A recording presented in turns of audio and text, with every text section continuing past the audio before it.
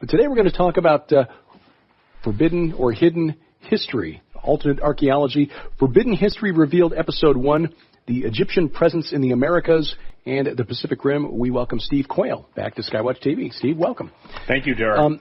This is part of what you call the Great Smithsonian Cover-Up. What is the cover-up and what were they trying to hide? Well, first of all, the presence of giants throughout history in legends, myths, and also just the standard writings of the world's foremost historians that there's no embellishment or mythology associated with are always talking about the giants, the ancient ones. They refer to them as the gods, little g's, when the gods walked amongst men. And what has been problematic is the standard answer is, well, where are all the bones if these guys exist? Well, I'll tell you for a fact that when I started talking about the bones on coast to coast, especially in Lovelock, Nevada, the red-haired giants actually had mummies of the red-haired giants. Within, I believe I was told 2 to 3 weeks, this was told by an insider, he said, do you realize we were given a task to go out and find all those things that you might bring up to undermine you? And it was a fact that people have been known for years, the Lovelock giants, the red-headed giants. It's like that all over the world. Now, why would the Smithsonian be covering this up? Right. Well, John Wesley Powell, who was the great explorer of the desert Southwest, became the head of the Smithsonian Institute. James Smithson, from which the Smithsonian is named, gave quite a bit of money, and then from there, the U.S. government got involved.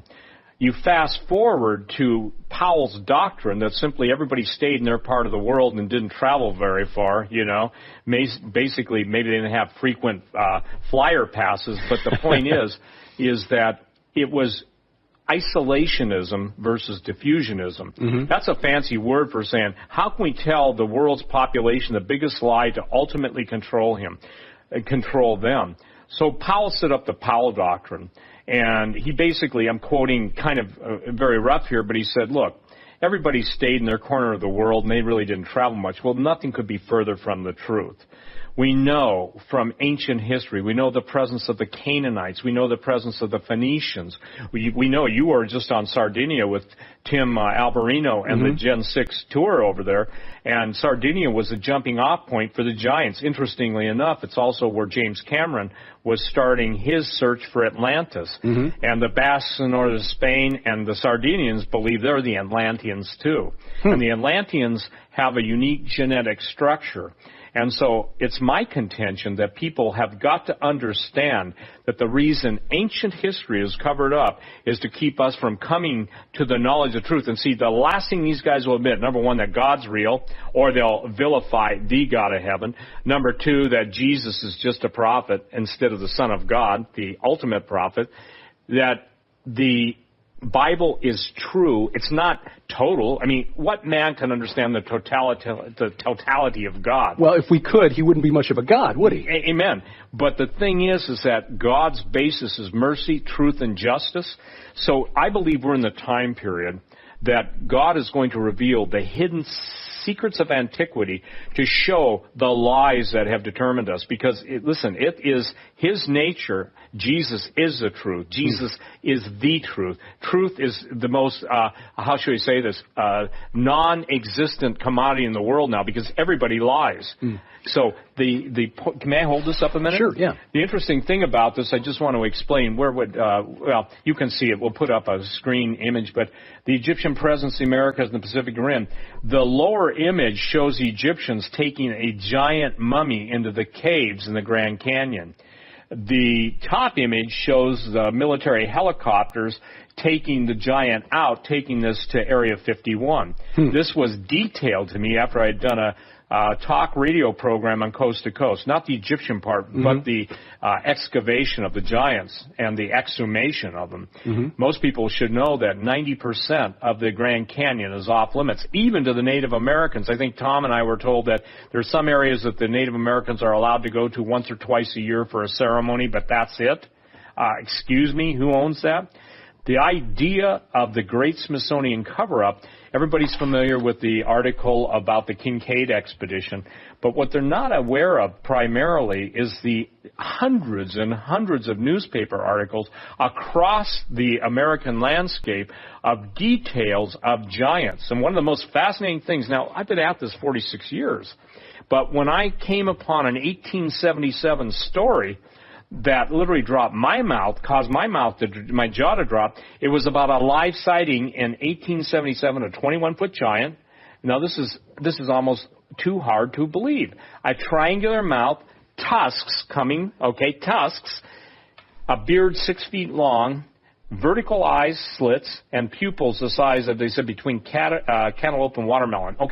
That all is contained in this DVD. And then what's also imperative is that over the years, being on talk radio, that's how Tom and I met, officially, that people listen on all the different venues or whatever that open up, and there are a lot of people wanting to get right with the Lord before they go to be with Him. It doesn't matter if they're intelligence, military, just people that have been scientists. And when you see grown men cry, weeping about the things that they created, the hybrids and the laboratories and the different, hundreds of subterranean labs around the world, I mean, it gets your attention, So this is a different DVD than what the other ones we've done, because we go into the Cosmos Club. The Cosmos Club is in Washington, I was going to ask you about that, because it seems like this is a really big conspiracy for one guy, John Wesley Powell. Powell forward. Yeah. I mean, how much help has there been? I mean, who else is in on this? It's like, who isn't? Cosmos Club is kind of like, and they now allow women, but initially it was just men. But it's a good old boys club. A lot of them were into the world of secret societies and stuff. Powell set up the Cosmos Club, and until the eyewitness to the Smithsonian cover-up, who was down in the secret warehouses of the Smithsonian and showing the Egyptian artifacts and everything, he stayed at the Cosmos Club. And when he was there, I forget which Supreme Court justice. I mean, these are the who's who in the world. And the American landscape was so littered with giants and artifacts, from everything from Roman artifacts, Egyptian artifacts, Canaanite artifacts, Philistine artifacts. I mean, you name it. Even the Decalogue stone, that was in the United States, the Ten Commandments. But even going back beyond, the myths, legends, and all of the great structures in Mesoamerica, the pyramids. And for the record, the Inca, the Aztec, and the Maya never stated that they created those structures. They said the giants who came from the East created them. By the way, they were blonde-haired and blue-eyed. And so why this is critical, it's kind of two-part. They're getting a twofer. One, the thing is, the first part is the cover-up, the Egyptians in the Grand Canyon, and also the Pacific Rim. Maui, the navigator, under Captain Rata. Captain Rata was basically Ptolemy III's chief naval captain. They sailed the world. Everyone who found Maui had his own signature. And it was basically a symbol of the sun and the stars in the northern hemisphere, and in the southern hemisphere, obviously differing. And it basically said wherever he went, it said, this is a signature of Maui. Maui, the island. I mean, in, let's say, Indonesia, in the Hawaiian Islands. And what's interesting to me is, I don't want to write a book about this, but when I talk about cannibalism, the spread of cannibalism was initiated by the giants, it was implemented by the giants, and all of the cultures from, the Americas, all the way into Indonesia, all the way into Japan, China. I mean, cannibalism was a global thing. And now it's coming back in the news. And as I say, the gates of hell, and by the way, Tom Horn, when he said that on the radio with me, that was it was a time lock on a vast amount of information. This is one of the most interesting DVDs. It's totally, it's different than True Legends, because True Legends is focusing on, if you will, pretty much Peru and the Mesoamerican architecture, pre-flood architecture, Cyclopean architecture, the giants. This deals with the giants, but it also deals, more importantly, with why the cover-up is going on and showing evidence that the cover-up is real.